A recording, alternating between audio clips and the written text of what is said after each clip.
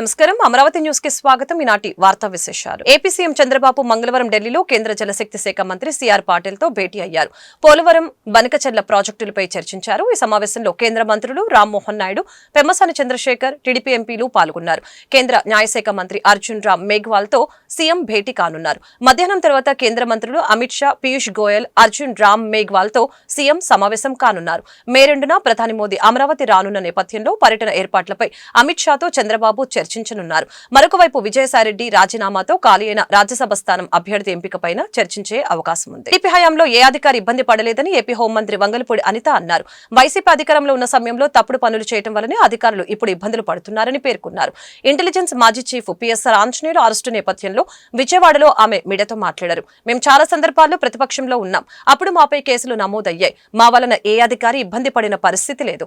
గత వైసీపీ పాలనలో ప్రజావేదిక కూల్చివేతతో విధ్వంసం మొదలుపెట్టారు. మా పార్టీ నేతలందరిపైన తప్పుడు కేసులు పెట్టారు. టీడీపీ కార్యాలయాన్ని ధ్వంసం చేశారు. మహిళలు అని చూడకుండా బెదిరింపులకి పాల్పడ్డారు. టీడీపీ నాయకులను వేధించడానికి సిఐడిని వినియోగించిన వ్యక్తి జగన్ అని అనిత ఆగ్రహం వ్యక్తం చేశారు. కూటమి ప్రభుత్వం అధికారంలో ఇప్పుడుండి లాస్ట్ తెలుగుదేశం పార్టీ హయాంలో కూడా ఇప్పుడు గవర్నమెంట్ లో అఫీషియల్స్ జైలుకి వెళ్ళిన పరిస్థితులు అయితే లేవు. రూల్ ప్రకారం మీరు పనిచేయండి, రూల్ దాటి పనిచేస్తే మీరే ఇబ్బంది పడతారు అన్నది మేము ఫస్ట్ నుంచి మేము చెప్తున్న స్లోగన్. సిన్సియర్ గా పనిచేస్తున్న అధికారులని మేము ఇబ్బందులు పెట్టాల్సిన అవసరం ముఖ్యంగా ఎన్డీఏ గవర్నమెంట్ కి లేదు. రాజకీయ నాయకుల చేత శబాష్ అనిపించుకోవటానికో లేకపోతే అప్పుడు ముఖ్యమంత్రి దగ్గర మార్కులు కొట్టేయటానికో కొంతమంది ఇలా పనిచేసి ఈ రోజు ఇబ్బందులు తెచ్చుకునే పరిస్థితి ఉంది. మీకు తెలుసు శ్రీలక్ష్మి గారు ఒక సీనియర్ ఐఏఎస్ ఆఫీసర్. శ్రీలక్ష్మి ఎన్ని రోజులు ఆవిడ జైల్లో ఇబ్బందులు పడ్డారో మనందరికీ కూడా తెలుసు. అలాంటి సందర్భం మా గవర్నమెంట్ లో పనిచేసిన ఏ ఐఏఎస్ ఆఫీసర్ కైనా ఏ ఐపీఎస్ ఆఫీసర్ కైనా అయిందా అండి? ప్రతిపక్షం నుండి మేము కేసులు పడ్డాము, మేము ఇబ్బందులు పడ్డాము తప్పించి ఏ అధికారి మా వల్ల ఇబ్బందులు పడిన పరిస్థితి కనిపించలేదు. మరి మీ గవర్నమెంట్ లో ఉన్న అఫీషియల్స్ ఎందుకు ఈ రోజు బయటకు వచ్చి తప్పు చేశారని చెప్పి ప్రజల ముందు లేకపోతే చట్టం ముందు నిల్చోవాల్సిన అవసరం ఏమొచ్చింది, ఎందుకు వచ్చింది అన్నది మీరు ఆత్మావలోకనం చేసుకోవాలి.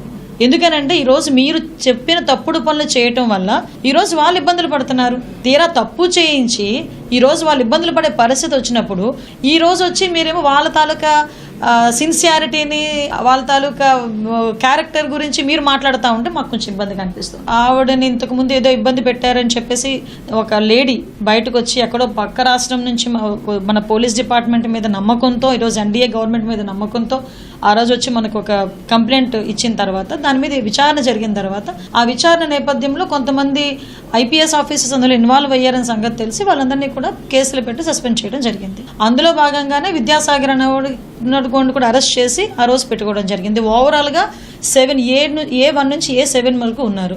చాలా మంది వాళ్ళు తప్పు చేయలేదని ఫీలింగ్ ఉంటే ఎందుకు యాంటిసిపేటరీ బెయిల్ తెచ్చుకుంటారు? అందులో చాలా మంది యాంటిసిపేటరీ బెయిల్ కూడా తెచ్చుకుని ఉన్నారు. ఈ రోజు ఎవరైతే మాజీ ఇంటెలిజెన్స్ చీఫ్ ఎవరైతే ఉన్నారో ఆంజనేయులు గారు, ఆ విషయంలోనే ఈ రోజు అతన్ని కూడా అరెస్ట్ చేయడం జరిగింది. సో మేమంతా పారదర్శకంగా వెళ్తున్నాం. మాకు ఎవిడెన్స్ లేకుండా డిపార్ట్మెంట్ వాళ్ళు ఏ చర్యలకి ముందుకెళ్లరు.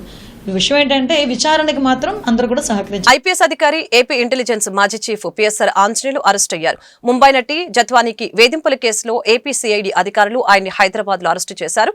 వైసీపీ హయాంలో ఆంజనేయులు ఇంటెలిజెన్స్ చీఫ్ గా పనిచేశారు. మాజీ సీఎం జగన్ కు ఆయన అత్యంత విధేయునిగా వ్యవహరించారు. ప్రస్తుతం పిఎస్ఆర్ ఆంజనేయులు సస్పెన్షన్ లో ఉన్నారు. హైదరాబాద్ నుంచి ఏపీకి ఆయన తరలిస్తున్నారు. జత్వానీ కేసులో పూర్తి స్థాయిలో సిఐడి అధికారులు విచారించనున్నారు. ఏపీ మద్యం కుంభకోణంలో తన పాత్ర విజిల్ బ్లోయర్ లాంటిదని మాజీ ఎంపీ విజయసాయిరెడ్డి అన్నారు. ఈ మేరకు ఎక్స్ లో ఆయన పోస్టు చేశారు. తప్పించుకునేందుకే దొరికిన దొంగలు దొరకని దొంగలు నా పేరుని లాగుతున్నారు. ఏ రూపాయి నేను ముట్టలేదు. లిక్కర్ దొంగలు దుస్తులు సగమే విప్పారు. వారి మిగతా దుస్తులు విప్పేందుకు పూర్తిగా సహకరిస్తారు అని విజయసాయిరెడ్డి పేర్కొన్నారు. వైసీపీ హయాంలో జరిగిన మద్యం కుంభకోణంలో పాత్రధారి సూత్రధారి రాజ్ కసిరెడ్డి.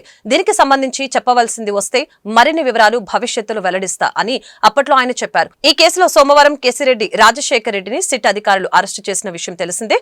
ఈ నేపథ్యంలో విజయసాయిరెడ్డి ఎక్స్ లో పోస్ట్ చేసినట్లు తెలుస్తోంది. Andhra Pradesh mid level health provider community health officers association ఆధ్వర్యంలో జిల్లా కలెక్టర్ కార్యాలయం ఎదుట ధర్నా నిర్వహించారు. ఈ సందర్భంగా అసోసియేషన్ నాయకులు ప్రవల్లిక లింగరాజు మీడియాతో మాట్లాడారు.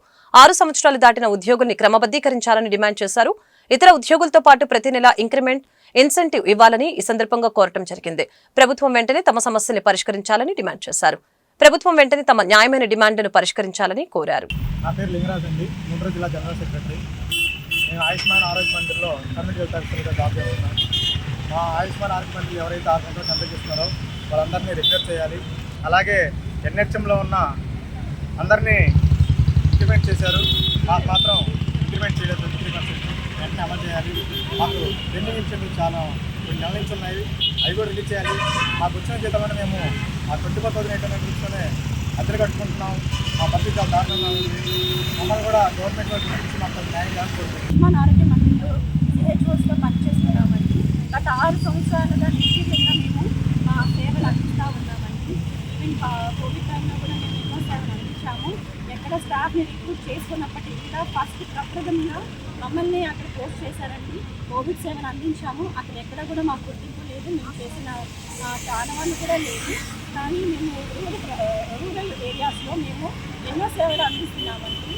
ప్రజల వద్దకి వైద్యం అన్నట్టుగా వారి ఇంటి ముందుకు మేము మేము వైద్య సేవలు అందిస్తూ ఉన్నాము. ఈ సేవలన్నీ చేసినప్పటికీ కూడా మాకు గత 6 సంవత్సరాలుగా ఎటువంటి జీతం పెంపు అనేది లేదు. 2023లో ఎన్హెచ్ఎం ఆల్ క్యాడర్స్ 23% హైక్ అనేది ఇచ్చారండి. ఆ 23% హైక్ మా యొక్క క్యాడర్ని మాత్రమే మినహాయించారు. ఎందుకింత వివక్ష, మాపై ఎందుకు ఇంత కక్ష అని మేము ఈ యొక్క సభాపూర్వకంగా మేము అడుగుతున్నామని ప్రశ్నిస్తున్నాము గవర్నమెంట్ని. గత గవర్నమెంట్లో మేము ఎన్నోసార్లు రిప్రజెంటేషన్స్ ఇచ్చున్నాము, చూస్తాము చేస్తాము అన్నట్టుగా ఉన్నారు. కానీ ఎక్కడ వేసిన గొంగలి అక్కడే ఉన్న మాదిరి మా యొక్క జీవితాలు అక్కడే ఆగిపోయాయండి. ఈ యొక్క కూటమి ప్రభుత్వమైన పునరాలోచన చేసి మాకు తగు న్యాయం జరిగిస్తారని మీడియా ప్రతినిధుల ముందు మేము మనవి చేసుకుంటున్నాము. మా యొక్క ప్రధానమైనటువంటి డిమాండ్ ఏంటంటే ఆయుష్మాన్ భారత్ గైడ్లైన్స్ ప్రకారము 6 సంవత్సరాలు ఎవరైతే సిహెచ్ఓ సర్వీసెస్ అందిస్తున్నారో వారందరినీ రెగ్యులర్ ఎంప్లాయీస్గా అబ్జర్వ్ చేసుకోవాలి. అదేవిధంగా మాకు 23% హైక్ అనేది ఇవ్వాలి. మాకు ఫిక్స్డ్ పే అనేది ఇవ్వాలి. ఇన్సెంటివ్స్ ఇస్తున్నామంటారు కానీ ఎక్కడా కూడా మాకు ఆ ఇన్సెంటివ్స్ అందడం లేదు, టైంకి అందము. ఆ ఇన్సెంటివ్స్ ఎప్పుడు వస్తాయా అని మేము ఎదురు చూస్తూ ఉండాలి. ఈలోపు మాకు వచ్చిన 24,000లో మేముంటున్న హౌసెస్ రెంట్ పే చేసుకోవాలి. మేము పనిచేస్తున్నటువంటి గవర్నమెంట్ బిల్డింగ్స్ కోసం మా యొక్క వైద్య సేవలు అందించడానికి తీసుకున్నటువంటి బిల్డింగ్స్కి అద్దెలు చెల్లించుకుంటూ, కరెంటు బిల్లులు చెల్లించుకుంటూ మా జీతాలు అక్కడే అయిపోతున్నాయండి. మా కుటుంబాలు చాలా అడుగున పడిపోతున్నాయి.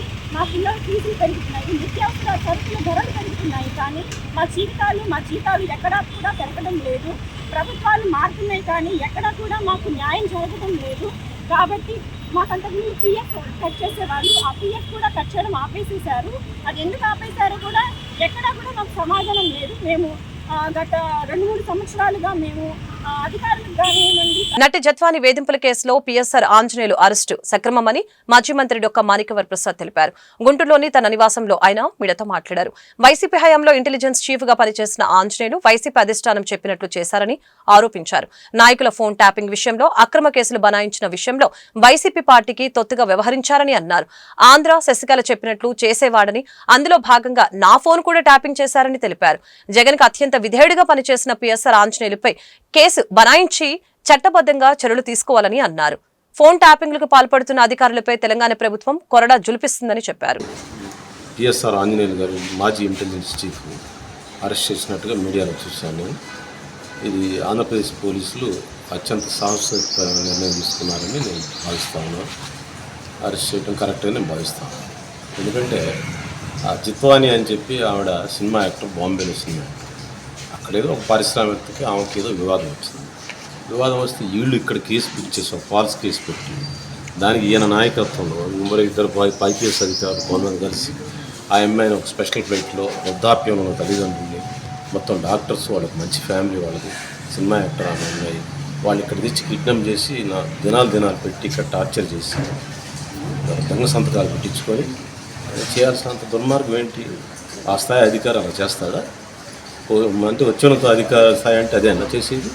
దానికి ఏమి శిక్ష ఉండదా? దానికి ఏమి నేరం బుక్ చేయరా? దాన్ని ఎట్లా డిఫెండ్ చేసుకుంటున్నారు నాకు అర్థం కాదు. తప్పు చేశారు, భగవంతుడు సాక్షిగా చెప్పానండి నేను నేరం చేయలేదని. వెంకటేశ్వర స్వామి ప్రమాణం చేయమని చెప్పండి, అది తప్పు కాదని చెప్పండి. ఎవరినైనా ఈ రాష్ట్రంలో ఆ అమ్మాయిని కిడ్నాప్ చేసి తీసుకురావడం కరెక్ట్ అని చెప్పానని చూద్దాం. ఏంటది? తప్పు జరిగిందని ఒప్పుకోండి. ఏ పరిస్థితుల్లో జగన్ని సంతృప్తిపరచాలి, జగన్ దగ్గర నేరాలు ఘోరాలు చేయాలి, రక్తపాతం చేయాలి, జగన్కి వంటకం వండాలి. ఆ రక్తపాతంతో కూడిన, ఆ హింసతో కూడిన ఆ వండటానికి ఈ శశికళ, ఆంధ్ర శశికళ ఉంది కదా, శశికళ ఒక ప్లాన్ చేస్తాడు. ప్లాన్ చేస్తే ఆ ప్లాన్ చేసిన వాళ్ళ మీద కావాల్సిన దినుసులు ఇన్పుట్స్ మంత్రాలన్నీ ఏం చదువుతాడు. చదివి జగన్కి ఇంకా రాజ్యం వస్తాయి. హిరణ్యాక్షుడు రాజ్యాన్ని, ఆ హింసాయుతమైన రాజ్యానికి ఇతను మంత్రాలు చదివాడు, దినుసులు అత్యాడు. అన్ని నేరాలకు ఘోరాలకు కారణం ఈయన పాత్ర కూడా ఉంది. కాబట్టి దీన్ని విచారణ జరగాలి. ఫోన్ ట్యాపింగ్ నేను ఆ టైంలో నా ఫోన్ ట్యాప్ చేశాను. ఫోన్ ట్యాపింగ్ అంటే ఎట్లా జరుగుతుంది? ఫోన్ ట్యాపింగ్ అంటే దేశద్రోహులు, నేరస్తులు, లేకపోతే తీవ్రవాదులు, నక్సలైట్లు ఇలాంటి వాళ్ళ మీద జరుగుతూ ఉంటుంది. మామూలు కార్యకర్తల మీద కూడా చేస్తారు. ఎందుకంటే ఈ శశికళ చెప్తుందన్నమాట.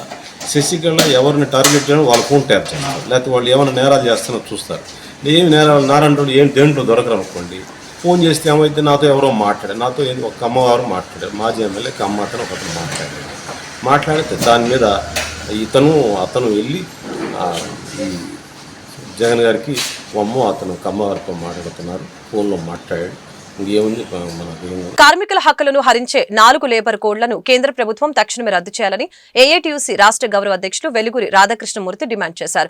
గుంటూరు జిల్లా ఏఐటీయూసీ సమావేశం స్థానిక కొత్తపేటలోని మల్లేలింగ భవన్లో మంగళవారం ఏఐటీయూసీ జిల్లా అధ్యక్షులు ఆకిటి అరుణ్ కుమార్ అధ్యక్షతన జరిగింది.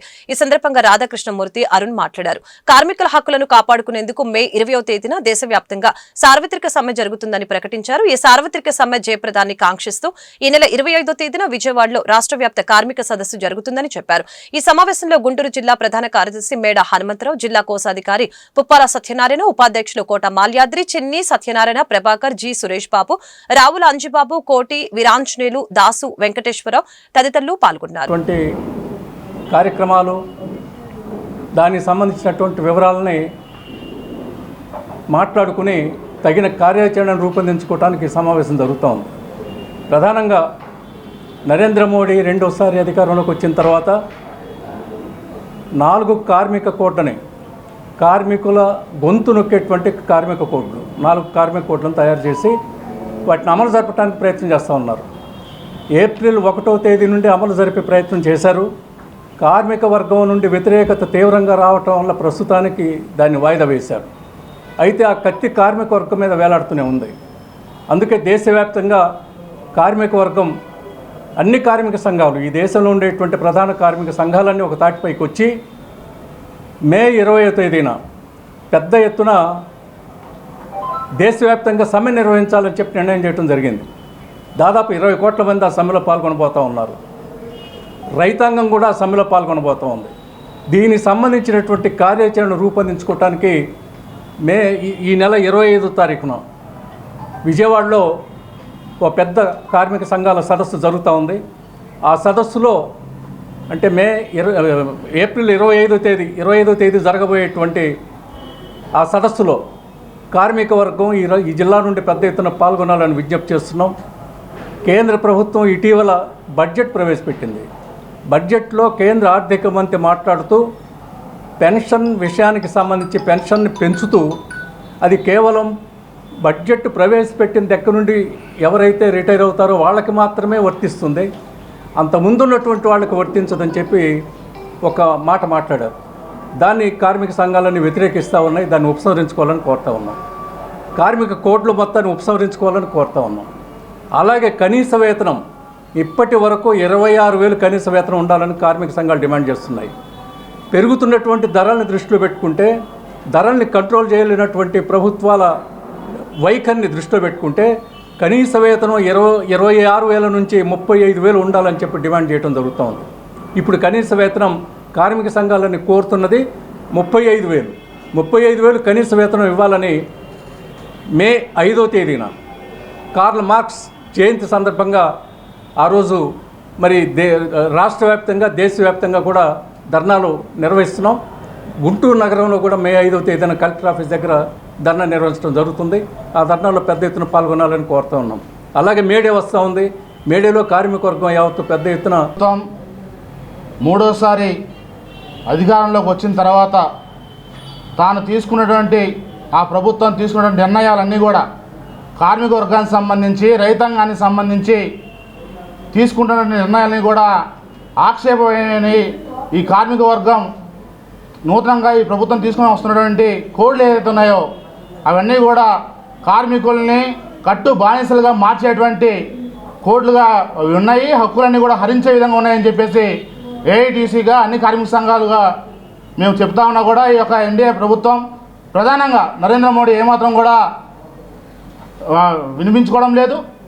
మేము ఒకటే చెప్తా ఉన్నాం, ఈ భారతదేశంలో ఉన్నటువంటి ప్రజలు మొత్తం కూడా, అదేవిధంగా కార్మికులు, రైతులు మొత్తం కూడా బానిసలుగా నువ్వు భావిస్తూ ఉన్నాం. ఇది ఒక సామ్రాజ్యంగా నువ్వు భావిస్తూ ఉన్నాం. నువ్వు ఒక నియంతగా భావిస్తూ ఉన్నాం. అది ఎల్లకాలం కూడా చెల్లదు. ఏఐటీసీగా ఒకటే తెలియజేస్తూ ఉన్నాం, ఈ నీకు మించినటువంటి నియంతలు ఈ భారతదేశంలో పెద్ద ఎత్తున నియంతృత్వాన్ని ప్రదర్శించిన సమయంలో కూడా కార్మిక వర్గ పోరాటాలు, ప్రజా పోరాటాలు, ఆ నియంత్రణని అణిచేసిన చరిత్ర ఎర్ర జెండాలకు ఏఐటీసీకి ఉందని చెప్పేసి మరొకసారి తెలియజేస్తా ఉన్నాం. రాబోయే రోజుల్లో ఈ యొక్క నరేంద్ర మోడీ ప్రభుత్వం చేస్తున్నటువంటి కార్మిక, రైతాంగ, ప్రజా వ్యతిరేక విధానాల్ని నిరసిస్తూ భూమిని ఆధారంగా చేసుకుని మానవ సమాజం మనుగడ సాధిస్తుందని ఐఆర్సీఎస్ రాష్ట్ర చైర్మన్ రామారావు స్పష్టం చేశారు. అయితే బాధ్యత మరచి మనం అనేక రూపాల్లో భూమికి నష్టం కలిగిస్తున్నామని ఆందోళన వ్యక్తం చేశారు. వన సంరక్షణతో పాటు సోలార్ పవర్ వినియోగం పెరగాలని ఆకాంక్షించారు.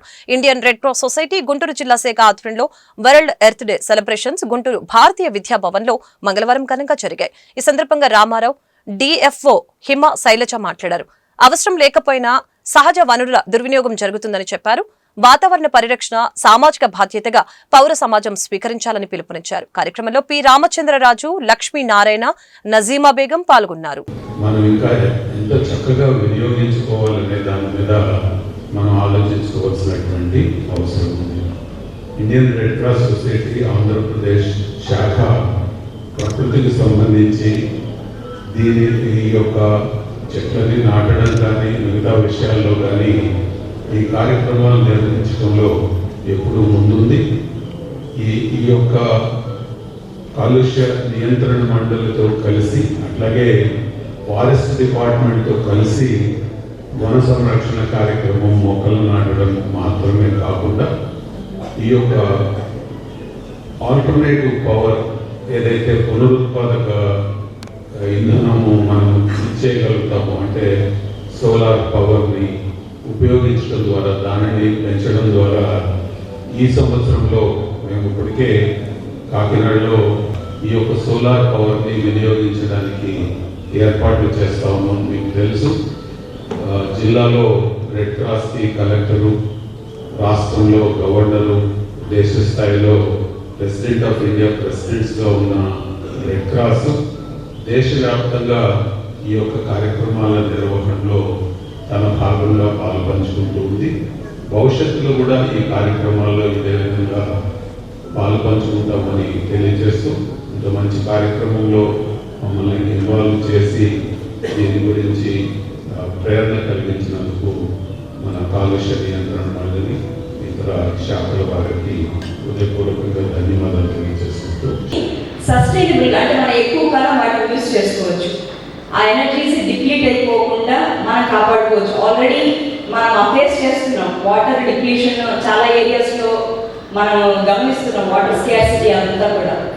సో ఇలాంటి సందర్భాల్లో మనం దీనికి సంబంధించి మనం ఆలోచించాలి. మన న్యాచురల్ రిసోర్సెస్ని ఏ విధంగా యూటిలైజ్ చేసుకోవాలి, సస్టైనబుల్గా మనం యూజ్ చేసుకుంటూ ముందు తరాలకు కూడా దాన్ని ఎలా అందించాలి అనే ఒక మెసేజ్, అనే ఆలోచన ప్రతి ఒక్కరికి ఆ థాట్ ప్రాసెస్ అనేది మొదలవ్వాలి. ఇట్లాంటి ఇంపార్టెంట్ డేస్ సెలబ్రేట్ చేసుకునే దానికి ముఖ్యమైనటువంటి ఉద్దేశం అవేర్నెస్ క్రియేట్ చేయడం, ఆ మెసేజ్ని మనం మన లైఫ్స్లో ఇన్కల్కేట్ చేసుకోవడం, అది దీని యొక్క ఉద్దేశం. సో ప్రతి ఒక్కరు కూడా ఇవన్నీ కూడా పాటించాలి. కోర్సులీస్ కూడా ఇస్తుంటారు.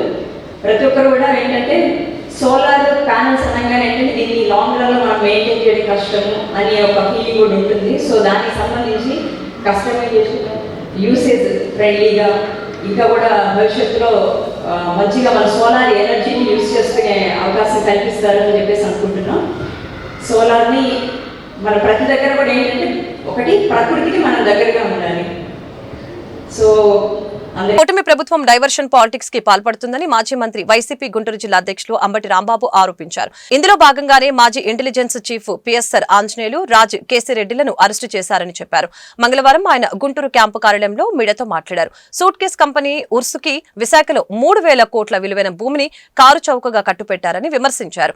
రాజధాని అమరావతిలో జరుగుతున్న అభివృద్ధిలో కమిషన్ల రూపంలో దండుకుంటున్నారని ఆరోపించారు. వీటిపై ప్రజల్లో జరుగుతున్న చర్చ నుంచి వారి దృష్టిని మళ్లించేందుకే ఈ తాజా అరెస్టులు. డ్రామాకు చంద్రబాబు తెరతీశారని మండిపడ్డారు. ఇటువంటి దుర్మార్గాలకు చంద్రబాబు మూల్యం చెల్లించుకోక తప్పదని హెచ్చరించారు. పిఎస్ ఆఫీసర్ సీతారామాంజనేయులు గారు, పిఎస్ఆర్ ఆంజనేయులు, ఆయన నేను చాలా కాలం నుంచి గమనిస్తున్నా.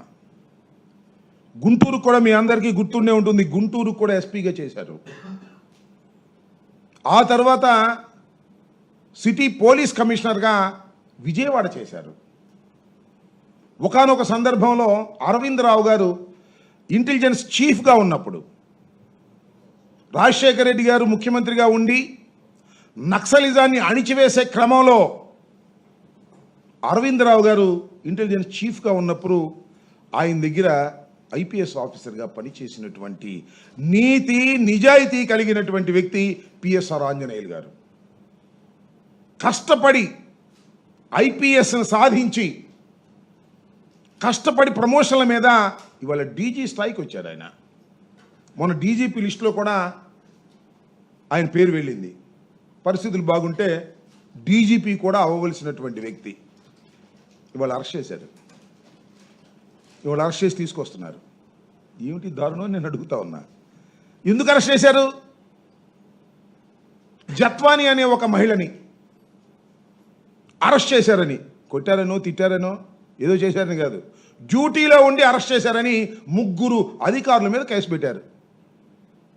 బాంబేలో నటిగా ఉన్నటువంటి ఒక చిన్న నటిగా ఉన్నటువంటి ఒక జత్వాని మీద కుక్కల విద్యాసాగర్ అనే వ్యక్తి కంప్లైంట్ ఇస్తే ఆ కంప్లైంట్ రిజిస్టర్ చేసి చట్టబద్ధంగా బాంబే వెళ్ళి ఆ రోజున సిపి గారు, ఏసీపీ గారు వెళ్ళి అరెస్ట్ చేసి తీసుకొచ్చి కోర్టులో ప్రొడ్యూస్ చేశారు. కోర్టు రిమాండ్ ఇచ్చింది. రిమాండ్ తర్వాత బెయిల్ తీసుకు వెళ్ళారు. అంత చట్ట ప్రకారం జరిగినటువంటి అంశం. దానిలో ఇవాళ కేసు పెట్టారండి. వాళ్ళిద్దరి మీద కూడా కేసు పెట్టారు. విద్యాసాగర్ని అరెస్ట్ చేశారు, ఆయన బెయిల్ వచ్చేసింది. కాంతిలాల్ టాటా సిపి, ఆయనకి బెయిల్ వచ్చేసింది, యాంటిసిపేటరీ బెయిల్. విశాల్ గున్ని మనకు ఎస్పీగా చేశారు గుంటూరుకి, ఉమ్మడి గుంటూరు జిల్లాకి, ఆయన కూడా యాంటిసిపేటరీ బెయిల్ వచ్చేసింది. ఆ రోజున ఇంటెలిజెన్స్ చీఫ్గా పిఎస్ఆర్ ఆంజనేయులు గారు పనిచేస్తున్నారు. ఆయన కోర్టుకి వెళ్ళా, బెయిల్ తెచ్చుకోవాలా. బహుశా అరెస్ట్ చేయాలనుకున్నారో లేదా చట్ట ప్రకారంగా చేయాలనుకున్నాడు. లెనిన్ ఆశయాలను కొనసాగిద్దామని సిపిఐ రాష్ట్ర కార్యదర్శి కె రామకృష్ణ పిలుపునిచ్చారు. ప్రథమ సోషలిస్టు రాజ్య స్థాపకులు కామ్రేడ్ విఐ లెనిన్ 155వ జయంతి సందర్భంగా గుంటూరు కొత్తపేట సిపిఐ జిల్లా కార్యాలయంలో ఉన్న ఆయన విగ్రహానికి సిపిఐ రాష్ట్ర కార్యదర్శి కె రామకృష్ణ, ఏఐటియుసి రాష్ట్ర గౌరవ అధ్యక్షులు వెలుగురి రాధాకృష్ణమూర్తి, సిపిఐ నగర కార్యదర్శి కోట మాల్యాద్రిలు మంగళవారం పూలమాలలు వేసి ఘనంగా నివాళులర్పించారు. ఈ మేరకు రామకృష్ణ మాట్లాడారు. ప్రపంచవ్యాప్తంగా పీడిత, తాడిత ప్రజా పోరాటాలకు మార్గనిర్దేశం చేసిన మహానాయకుడు లెనిన్ అని కొనియాడారు. ఈ సందర్భంగా ఆయన జీవితాన్ని ఆవిష్కరించారు. ఈ కార్యక్రమంలో ఏఏఎస్ఎఫ్ రాష్ట్ర ప్రధాన కార్యదర్శి బందెల నాజర్జీ, భవన నిర్మాణ కార్మిక సంఘం రాష్ట్ర అధ్యక్షుడు పుప్పాల సత్యనారాయణ, ఏఐటియుసి జిల్లా ప్రధాన కార్యదర్శి మేడ హనుమంతరావు, సిపిఐ నగర కార్యవర్గ సభ్యులు ఆకిటి అరుణ్ కుమార్, రావుల అంజిబాబు, జి సురేష్ బాబు, మంగా శ్రీనివాసరావు, యశ్వంత్ తదితరులు పాల్గొన్నారు. ప్రపంచవ్యాప్తంగా ఘనంగా నివాళులర్పిస్తా ఉన్నారు. లెనిన్ గారి పేరు ఒకసారి మనం మననం చేసుకుంటే మనకు గుర్తొచ్చేది ఏమంటే రష్యన్ అక్టోబర్ మహావిప్లవం. ఎందుకంటే ప్రపంచంలో అంతకుముందు రాజులు ఉన్నారు, చక్రవర్తులు ఉన్నారు, ప్రజాస్వామిక ప్రభుత్వాలు ఉన్నాయి. కానీ ప్రపంచంలో మొట్టమొదటిసారి కార్మిక వర్గ రాజ్యం ఎక్కడైనా ఏర్పడిందంటే అది ఖచ్చితంగా ఘనంగా గర్వంగా చెప్పగలం. మహనీయుడు లెనిన్ గారి నాయకత్వంలో కార్మికులు అధికారానికి వచ్చారు. 1917 అక్టోబర్ మహావిప్లవం తర్వాత రష్యాలో ఎర్ర జెండా అక్కడ ఎగిరింది. మరి ఆ సందర్భంగా లెనిన్ గారు అక్కడ కమ్యూనిస్ట్ పార్టీని నిర్మాణం చేయడంలో, ప్రజల్ని నడిపించడంలో, ఒక మనిషి మరో మనిషి దోపిడీ చేయని ఒక సమాజాన్ని ఏర్పాటు చేయాలనే ఉద్దేశంతో ఆ విప్లవానికి నాయకత్వం వహించారు. ప్రపంచవ్యాప్తంగా దాని మూలంగా అనేక మార్పులు వచ్చాయి. వెంటనే అనేక దేశాల్లో కమ్యూనిస్ట్ పార్టీ అధికారంలోకి రాలేకపోవచ్చు. కానీ అధికారంలోకి రాలేకపోయినా వాళ్ళమే అక్కడికో మీటింగ్ పెట్టారు. ప్రపంచంలో అన్ని దేశాల్లో ఒకేసారి కమ్యూనిస్ట్ పార్టీ అధికారంలోకి రాలేకపోవచ్చు కానీ ప్రపంచవ్యాప్తంగా దాని ద్వారా మార్పులు వచ్చాయి. కోట్లాది మంది కష్టజీవులకు ఇవాళ ఎంతో చట్టాలు అనుకూలంగా వచ్చాయి. వాళ్ళకు కూడా ఎంతో మేలు జరిగిందంటే అది గర్వంగా ఘనంగా చెప్పగలం. సోవియట్ యూనియన్లో అక్టోబర్ మహావిప్లవం తర్వాత ప్రపంచవ్యాప్తంగా కార్మికులందరూ వీధుల్లోకి వచ్చారు. 8 గంటల పని దినం కోసం పోరాడారు, పని భద్రత కోసం పోరాడారు, జీతాలు పెంచాలని పోరాడారు, బోనస్ కావాలని రోడ్డెక్కారు. ఆ రకంగా ప్రపంచవ్యాప్తంగా కార్మిక వర్గంలో ఒక బ్రహ్మాండమైన చైతన్యం వచ్చింది. అంత బ్రహ్మాండమైన చైతన్యం ప్రపంచవ్యాప్తంగా రావడానికి ప్రధానమైన కారణం ఏమంటే లెనిన్ గారి నాయకత్వంలో కార్మిక వర్గ విప్లవం, అక్టోబర్ మహావిప్లవం జయప్రదమైన తర్వాత రష్యాలో కమ్యూనిస్ట్ పార్టీ అధికారంలోకి వచ్చిన తర్వాత మాకు ఏం భయం లేదు, కార్మిక వర్గ రాజ్యం వచ్చింది, కార్మికులే ఇవాళ దేశ పాలకులుగా ఉన్నారని చెప్పి ప్రపంచవ్యాప్తంగా కార్మికుల్లో ఒక ధైర్యం వచ్చింది. దాని పర్యవసానంగానే ఇవాళ అనేక మార్పులు వచ్చినాయి. కానీ ఈరోజు కొంతమంది అంటూ ఉంటారు సోవియట్ రష్యాలో కమ్యూనిస్ట్ పార్టీ ఇప్పుడు అధికారం లేదు కదా. కానీ నేను వాళ్ళందరికీ కూడా గుర్తు చేస్తూ ఉన్నాను. ఇది మీరు కూడా టీవీల్లో చూస్తూ ఉంటారు, పత్రికల్లో చదువుతూ ఉంటారు. ఇవాళ ప్రపంచాన్ని బెదిరిస్తున్నది ఎవరు?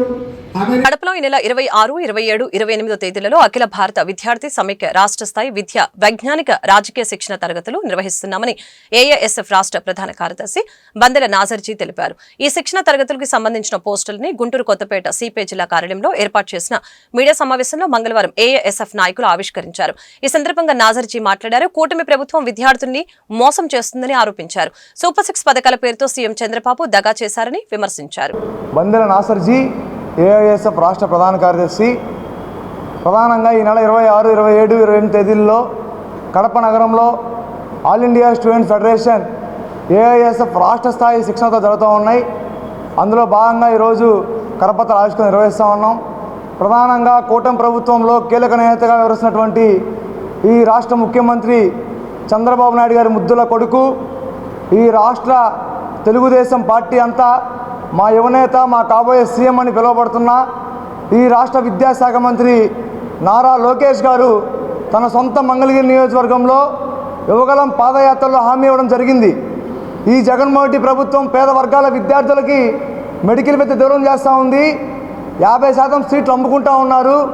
నేను అధికారంలోకి వచ్చిన వెంటనే, మా కూటమి ప్రభుత్వం అధికారంలోకి వచ్చిన వెంటనే పూర్తి స్థాయిలో 17 మెడికల్ కళాశాలల్ని నిర్మించి 100% సీట్లను చదువుకొని సీటు తెచ్చుకున్నటువంటి పేద వర్గాల విద్యార్థులకి ఇస్తామని హామీ ఇచ్చారు. జీవో నెంబర్ 107 రద్దు చేస్తా అన్నారు. 100 రోజులు కాదు, సంవత్సరం అయింది. కనీసం జీవో నెంబర్ 107, 108 ప్రస్తావన లేదు. అదేవిధంగా గత ప్రభుత్వం జీవో నెంబర్ 77 తీసుకొచ్చి ఈ రాష్ట్రంలో డిగ్రీలు, బీటెక్ చదువుకున్న విద్యార్థులు పీజీ చదువుకోవాలంటే ప్రైవేట్ పీజీ కళాశాలల్లో, ఎయిడెడ్ పీజీ కళాశాలల్లో సీట్లు వచ్చిన విద్యార్థులకి ఫీజు రియంబర్స్మెంట్, స్కాలర్షిప్ వర్తించబడదని చెప్పని గత జగన్ ప్రభుత్వం జీవో నెంబర్ 77 తీసుకోవడం జరిగింది. మేము అధికారంలోకి వచ్చిన వెంటనే జీవో నెంబర్ 77 రద్దు చేసి ప్రతి ఒక్క పేద విద్యార్థికి ఉన్నత విద్య దగ్గర చేస్తూ ఉన్నారు. వారి యువగలం పాదయాత్ర మంగళగిరి నియోజకవర్గంలోనే ఏదైతే ఇప్పుడు ఎమ్మెల్సీగా గెలిచారో ఆలపాటి రాజేంద్ర ప్రసాద్ గారు, ఆ ఆలపాటి రాజేంద్ర ప్రసాద్ గారు అంటే సొంత ఎన్ఆర్ఐటి కాలేజ్ పిల్లల్ని తీసుకెళ్లి కూర్చోబెట్టి వేలాది మంది విద్యార్థులతో ఆనాడు జగన్ గారు తిట్టించడం జరిగింది. ఈరోజు ఏఐఎస్ఎఫ్గా మేము అడుగుతూ ఉన్నాం నారా లోకేష్ గారిని, మీరు అధికారంలోకి వచ్చిన తర్వాత ఏ విద్యారంగ సమస్య మీద పూర్తిగా మీరు వాటిని సాల్వ్ చేయలేదు. ఏదైతే రాష్ట్రంలో బీటెక్ కళాశాలలు ఉన్నారో వారిని పిలిపించుకొని కూర్చోబెట్టుకొని మీకు ఏ ప్రైవేట్ యూనివర్సిటీ పర్మిషన్ కావాలి, మీరు అక్షరాలు లక్షలకు అమ్ముకోండి, మీకు నేను పూర్తిగా బాధ్యతలు ఇస్తామని చెప్పని పిలుపునివ్వడం జరిగింది. ఏఐఎస్ఎఫ్కి అడుగుతూ ఉన్నాం, అధికారంలో రాకముందేమో విద్యార్థి సంఘ నాయకులు పిలిపించుకొని మీ సమస్యలు తెలుసుకొని నేను సాల్వ్ చేస్తున్నటువంటి మీరు అధికారంలోకి వచ్చిన తర్వాత private school union, private BTech union పిలిపించుకొని కూర్చోబెట్టుకొని లావాదేవీలు మాట్లాడుకుంటూ ఉన్నారు. నిన్నగాక మన అసెంబ్లీ సమావేశాల్లో ఇదే విద్యాశాఖ మంత్రి నారా లోకేష్ గారు ఒక యూనిఫామ్ చూపిస్తూ, ఒక బ్యాగ్ చూపిస్తూ, ఇది నా కన్న కొడుకు, ఈ ముఖ్యమంత్రి మనవడు నారా దేవాన్ష్ వాడేటువంటి అరుదైన ఆపరేషన్ కి Guntur Aditya multi speciality hospital వేదికైంది. మార్చి నెలలో 2 వ్యక్తులుగా ప్రమాదవశాత్తు చేతులు తెగిపోయాయి. ఆదిత్య హాస్పిటల్స్ వైద్యులు శ్రమించి వారికి చేతులు అతికించడం జరిగింది. మంగళవారం హాస్పిటల్ ఏర్పాటు చేసిన ప్రెస్ మీట్ లో MD orthopaedic doctor Pakanati Krishna Sravanth, doctor Bindesh, doctor శిరీష్లు ఈ అరుదైన ఆపరేషన్లకు సంబంధించిన వివరాలు వెల్లడించారు. బీహార్కు చెందిన అంజాద్ అలీ నిర్మాణ రంగంలో పనిచేస్తూ ఉన్నారని తెలిపారు. ప్రమాదవశాత్తు క్రెయిన్లో చేపడి పూర్తిగా కట్టేందని అన్నారు. మోచేతి వరకు తెగిపోయిన చేతిని సంచిలో పెట్టుకుని అలీ ఆదిత్య ఆసుపత్రికి వచ్చాడని చెప్పారు. 4 వైద్యుల బృందం 8 గంటల పాటు శ్రమించి ఆపరేషన్ చేసి చేతిని తిరిగి అతికించారని చెప్పారు. ఆ తర్వాత మరొకసారి ప్లాస్టిక్ సర్జరీ ద్వారా చర్మాన్ని అతికించామని అన్నారు. ప్రస్తుతం రోగి పూర్తిగా కోలుకొని చేతి వేళ్లు కదిలిస్తున్నట్లు తెలిపారు. చేతులు, కాళ్లు, వేళ్లు కట్టైనట్లయితే వాటిని సెలైన్ బాటిల్ లేదా ఐస్ ప్యాక్ లో పెట్టుకుని వెంటనే ఆసుపత్రికి తీసుకువస్తే తిరిగి అతికించవచ్చని చెప్పారు. 4-5 గంటల్లో ఆసుపత్రికి వస్తే మెరుగైన ఫలితం ఉంటుందని ఈ సందర్భంగా తెలియజేశారు. అధునాతన పరికరాలు ఉపయోగించి అలీకి శస్త్రచికిత్స చేశామని అన్నారు. కష్టతరమైన శస్త్రచికిత్స చేసి చేయిని అతికించిన వైద్యులకు రోగి అలీ ధన్యవాదాలు తెలిపారు. మీడియా సోదరులందరికీ నమస్కారం. మీ అందరు వచ్చినందుకు ధన్యవాదాలు. యాక్చువల్లీ ఫస్ట్ నేను ఇది అవగాహన తేయడానికి, జనాల్లో అవగాహన తేయడానికి ఫస్ట్ చెప్పబోతున్నాను. యాక్చువల్లీ అవగాహన ఎందుకు కావాలి అంటే, ఎవరికైనా చేతులు కాళ్ళు కట్ అవ్వడం చాలా రేర్ ఇష్యూ, బట్ అది జీవితం మార్చే ఇష్యూ. అది ఎవరికైనా కట్ అయితే చేతులు, ఆ టైంలో చేతులు కాళ్ళు ఆడవు పక్కన వాళ్ళకి. ఆ టైంలో మనం ఏం చేయాలి, అందుకన్నా ఫస్ట్ మనం నేర్చుకోవాలి. ఫస్ట్ అది నేర్చుకోవాలి. ఏంటంటే ఎవరికైనా ఏదైనా చేతులు కాళ్ళు కట్ అయ్యాయి అంటే అందుకన్నా ఫస్ట్ ఇష్యూ ఏంటంటే దానికి ఎలా ట్రాన్స్పోర్ట్ చేయాలి. దానికి ఫస్ట్ ఏం చేయాలి అంటే, నార్మల్ సలైన్ అయినా లేకపోతే నార్మల్ మంచినీళ్ళలోనైనా దానికి వేసేసి దానికి ఒక పొట్లం కట్టేసి దాని తర్వాత దానికి ఐస్ ప్యాక్లో పెట్టాలి. అది డైరెక్ట్ ఐస్ టచ్లో రాకూడదు. అది వస్తే నరాలన్నీ సన్నబడిపోతాయి. కాబట్టి డైరెక్ట్ ఐస్లో కాంటాక్ట్ కాకుండా దానికి వాటర్లోనైనా లేకపోతే సలైన్ బాటిల్లోనైనా నింపేసి దాని తర్వాత పొట్లం కట్టి దాని తర్వాత ఐస్ ప్యాక్లో పెట్టండి. ఇంకా ట్రాన్స్ఫర్ చేయండి. నిజం చెప్పాలి అంటే ఒక వేలు కానీ కట్ అవుతే దాదాపు 24 గంటల నుంచి 36 గంటల దాకా కూడా వేలుని మళ్ళీ అతికించవచ్చు. అలాగే కానీ మనకి చెయ్యి కట్ అయితే దాదాపు 16-18 గంటల దాకా కూడా చేసే అవకాశాలు ఉన్నాయి. కాబట్టి ప్రత్యేకంగా 1 గంట లోపల వెళ్ళిపోవాలి లేకపోతే 2 గంటల లోపల వెళ్ళిపోవాలి అంత తొందరపడక్కర్లా. బట్ చేతులు అప్పుడు దాకా క్యాడబరిక్ స్పాజంలో వెళ్ళకూడదు. ఆ లోపల కానీ మనం కానీ హాస్పిటల్ దాకా లేకపోతే ఇలాంటి ఇన్స్టిట్యూట్ దాకా చేరగలిసాము అంటే చాలు.